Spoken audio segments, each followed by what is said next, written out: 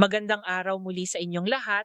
Sa mga nakapanood ng mga previous videos ko, welcome back to my channel. This is a continuation of our discussion about stock investing and trading sa nauna kong videos.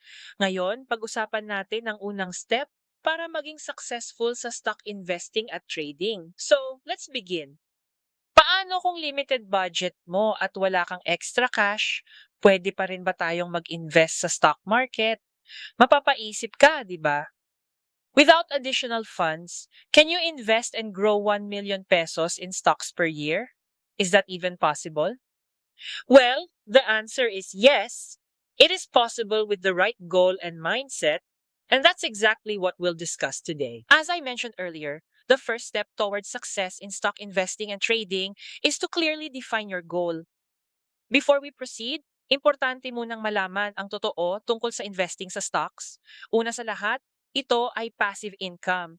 Kapag sinabing passive income, hindi mo kailangang magtrabaho actively para kumita. Extra income lang siya. So kahit nasa bahay ka lang, nakaupo lang, or ginagawa mo ang daily routine mo, pwede ka pa rin kumita. Just like interest income at rental income. At dahil passive income ito, hindi mo kailangang tutok na tutok sa trading araw-araw. Iwasan nating mag-overtrade para hindi tayo masyadong maging emotional sa mabilis na pagbabago ng galaw ng market. Second, once you buy stocks, you become an owner of the company. But you don't have direct control over its operations. That's why you should treat the company as if it's your own and support it in your own little way. For example, kung may Jollibee shares ka, syempre mas logical na sa Jollibee ka kumain kaysa sa McDonald's. At ipagmalaki mo at sabihin na, uy, owner ako ng fast food restaurant na yan. We should value the stocks we buy and take time to really understand the company behind them. Third, stock prices are unpredictable. Wala talagang perfect technical indicator na pwede kang i-guide sa trading kasi lahat ng indicators ay based sa historical market data. Remember, ang presyo sa market ay based sa demand at supply at hindi mo exactly mahuhulaan kung paano iyan sa susunod na araw. Kaya huwag kayong basta maniniwala sa mga nagsasabing expert sila sa technical analysis and they can guide and help you succeed in stock trading. Huwag din kayo basta susunod sa mga technical tips. Para lang yan sa palengke. Kapag maraming mamimili at kakaunti ang tinda, tataas ang presyo. Pero kapag kakaunti ang mamimili at marami ang tinda, babagsak ang presyo. Maliban na lang kung may nationwide o worldwide event na nakakaapekto sa market, tulad ng global pandemic, natural disasters, wars, at iba pa, may hirapan talagang i-predict ang volume ng buyers at sellers sa next trading day. Finally, ang stocks ay pangmatagalan. Talagang pwede kang yumaman over the years. Sabi nga nila, kapag may tiyaga, may nilaga. Ganun din sa pag invest sa stocks. Imposibleng yumaman ka agad sa loob lang ng isang buwan o isang taon. Oo, may mga nababalitaan tayong naging milyonaryo sa maikling panahon dahil sa stock trading at technical strategies. At totoo naman, may mga taong yumaman agad sa loob lang ng ilang buwan o taon. Pero karamihan sa kanila sumugal, naglabas ng malaking puhunan, at nung biglang umakyat ang market, big time millionaire agad. Pero very high risk ang ganitong style. Marami ang gumawa nito at marami rin ang nalugi. Kaya nga ang stock trading sa ganitong approach, parang sugal, pangmadalian lang siya. Kaya sa stocks, kung gusto mong siguradong magtagumpay at magpalago ng yaman, dapat dahan-dahan lang at may tiyaga. It's a long process. Walang shortcut. Mas maganda na yung paunti-unti, pero tuloy-tuloy ang kita. Kaysa biglaan pero delikado. At bago mo pa mamalayan, yung maliit na kinikita mo, lumalaki na pala over the years. Balikan natin ang tanong. Kung wala kang extra cash, paano ka makakapag-invest at makakaipon ng 1 million pesos sa stocks every year? Pwede ba yon? To answer this, let's now define and set our goals. First, i-address muna natin ang main issue, wala kang extra cash. Sa pag-invest sa stocks, kailangan talaga natin ng additional fund. Pero ang tanong, saan natin kukunin ang additional fund kung wala kang extra cash o savings? Based sa experience ko bilang isang certified public accountant, Posible kang makapag-ipon kahit wala kang additional source of income. At ang secret dyan ay budgeting. May mga tao na malalaki ang sweldo o may stable na business, pero hirap pa rin silang makapag-ipon. Meron din namang maliit lang ang kinikita, pero mas malaki pa ang naiipon. Ibig sabihin, kapag marunong kang mag-budget ng finances mo, mas makakakaipon ka. Kahit maliit ang kinikita mo, basta maayos ang budgeting, posible kang makapag-ipon ng malaki. Ang problema kasi sa marami sa atin, kapag lumalaki ang kita, lumalaki rin ang gastos. Bumibili tayo ng maraming bagay na hindi naman talaga kailangan.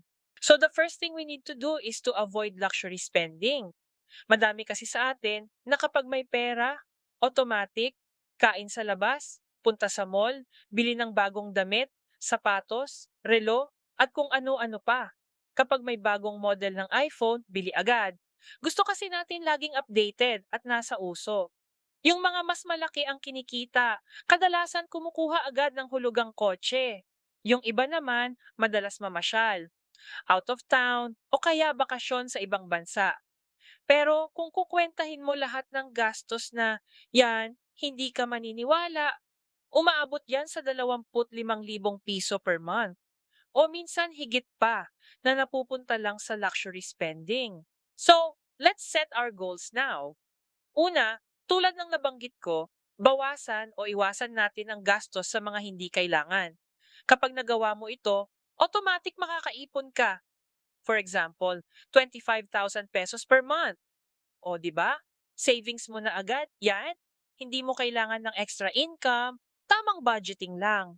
Second, gamitin mo yung naipon mo every month pang invest sa stock market. Kung tutuusin, wala kang inilabas na pera. Kino-convert mo lang ang luxury spending into stock investing. Kaya kahit bumaba ang market, hindi ka magiging emotional. Kasi savings mo na yan. This is the right approach and mindset in investing. Something that most people are never taught when it comes to trading and stock investing. Now that you already have your source of funding, let's set a clear target with your monthly investment. Sabi nga nila, to be successful, we need to dream big. So we can say, my goal is to build a 5 million pesos stock portfolio. Kaya ba yan with a 25,000 pesos monthly investment? Ang sagot, pwede, kung gagawin mo ito over the long term. For example, 5 years. Tulad ng lagi kong sinasabi, ang stock market ay para sa long-term investing. Hindi ka magiging milyonaryo in 1 month or even 1 year, pero habang tumatagal ang panahon, mas lumalaki ang kita. Ito ang tinatawag na return on investment. Kaya dapat long-term ang goal mo. Yung iba kasi, ang goal ay trading profit of 100,000 pesos in 1 month or 1 million pesos in 1 year. Kapag ganyan kaiksi ang time frame, sobrang risky na niyan. Hindi na siya ideal na stock investing, pure trading na lang, at parang sugal. That is not a wise investment.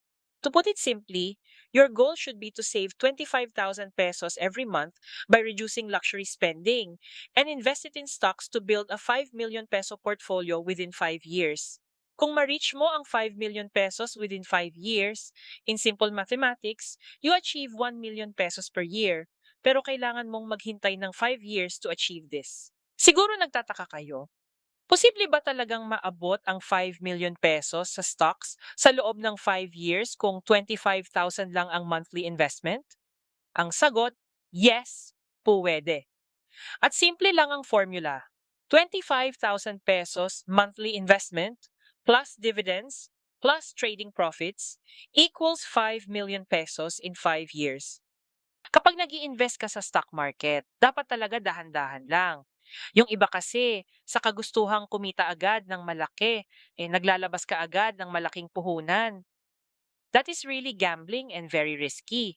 Dahil ang stocks ay para sa passive income at long-term wealth building, mas tama ang unti-unti pero consistent na pag-invest.